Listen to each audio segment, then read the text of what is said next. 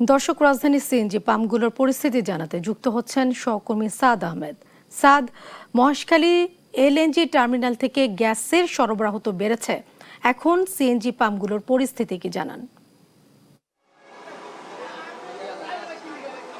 Jessica, আপনাকে যদি একটু বলতে চাই, দিন যত গড়াচ্ছে ততদিন কিন্তু দীর্ঘ হচ্ছে যানবাহনের সারি। আমি সিএনজি ফার্মগুলোতে আমি কিন্তু দেখছি যে এখানে আমি এই মুহূর্তে রয়েছি মগবাজারের একটি সিএনজি স্টেশনে, এবং এখানে আমরা দেখছি যে দীর্ঘ যানবাহনের সারি কিন্তু অপেক্ষা করছে। এবং তাদের সঙ্গে আমরা কথা বলেছি, তারা যেটি বলছে, কেউ সকাল থেকে, কেউ বা আবার এর আগে থেকেই এখানে কিন্তু অপেক্ষা করছেন। এবং তারা যেটি বলছেন যে এখানে এসেও কিন্তু তারা গ্যাস পাচ্ছেন না, কেউ 1.5 ঘন্টা, কেউ 2 ঘন্টা, কেউ বা 3 ঘন্টা 4 ঘন্টা ধরেও কিন্তু এই পাম্পে অপেক্ষা করছেন। যাওয়া বা পাচ্ছেন, তাও কিন্তু গ্যাসের প্রেশার কম থাকায় কিন্তু তারা তাদের যে কাঙ্ক্ষিত গ্যাস সেটি কিন্তু পাচ্ছেন না। একই চিত্র কিন্তু আমরা রাজধানীর অনেকগুলো পাম্পে কিন্তু, মোটামুটি প্রায় সবগুলো পাম্পেই কিন্তু একই চিত্র, যানবাহনের দীর্ঘ সারি কিন্তু দেখা যাচ্ছে। এবং যারা চালক রয়েছেন তারা যেটি বলছেন, তারা তাদের যে দৈনিক মহাজনকে যে ভাড়া দিতে হয় সেই ভাড়াও কিন্তু তারা তুলতে পারছেন না, এবং তাদের কিন্তু মানবিক জীবনযাপন করতে হচ্ছে, যে এবং তাদের আয়ও কমে গেছে, এমনটি কিন্তু তারা অভিযোগ করছেন। আপনাকে যদি আমি ঘাটতির সম্পর্কে একটু বলতে চাই, মূল ঘাটতির যে কারণ সেটি হচ্ছে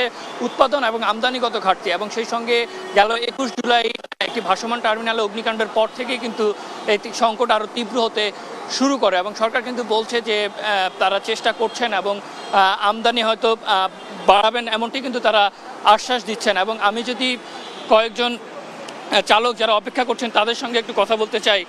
আপনি এখানে ঠিক কতক্ষণ ধরে অপেক্ষা করছেন, কখন এসছেন? আমি 10:30টার সময় আসছি। আমাদের তো ভোগান্তির শেষ নাই, আমাদের আসলে দেখার মতো আসলে কেউ নাই। সরকার তাদের নিজস্ব ইয়া নিয়ে ব্যস্ত, কিন্তু আমরা যে ঘন্টার পর ঘন্টা থাকতেছি, 6 ঘন্টা 7 ঘন্টা হয়ে যায়, আমাদের গ্যাস পাচ্ছি না। যে প্রেশার উঠাইতেছে, এখন কখন পাবো তার ঠিক নেই। দুপুরে আমাদের লাঞ্চ হয় না, এখন কখন নিব, কখন কি করব ঠিক নেই আমাদের। আসলে এটা সরকারকে দৃষ্টি আকর্ষণ করতেছে, এদিকে নজর দেওয়া হবে। আমরা একজন চালকের সঙ্গে কথা বলছিলাম, তিনি যেটি বলছেন, তিনি কিন্তু 6-7 ঘন্টা ধরে অপেক্ষা করার পরও কিন্তু তিনি গ্যাস পাচ্ছেন না, এমন অভিযোগ তিনি করছেন। এবং দ্রুত এই সংকট সমাধানের দাবি কিন্তু তারা জানাচ্ছেন। তো এই ছিল মগবাজার ফিলিং স্টেশন থেকে আমার কাছে সবশেষ পরিস্থিতি।